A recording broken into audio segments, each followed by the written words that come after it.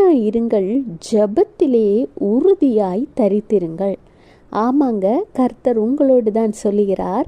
உங்களுக்கு என்ன சூழ்நிலை வந்தாலும் சரி, ஆண்டவராகிய இயேசு கிறிஸ்து மீது நீங்கள் வைத்திருக்கிற நம்பிக்கையில் ரொம்ப ஸ்ட்ராங்காக இருங்க.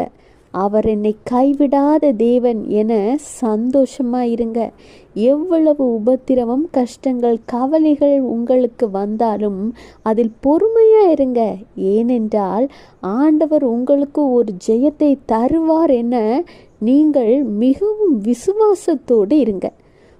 நீங்கள் ஜெபம் பண்ணும் பொழுது ஜெபத்திலே நீங்கள் எதை கேட்கிறீர்களோ அதை பெற்றுக்கொள்வீர்கள் என்று உறுதியாய் தரித்திருங்கள். உங்கள் விசுவாசம் பெரியது. ஒன்று மட்டும் ஞாபகம் வச்சுக்கோங்க, உங்களுடைய விசுவாசம்தான் உங்களை ரட்சிக்கும். Have a blessed day. Jesus bless you.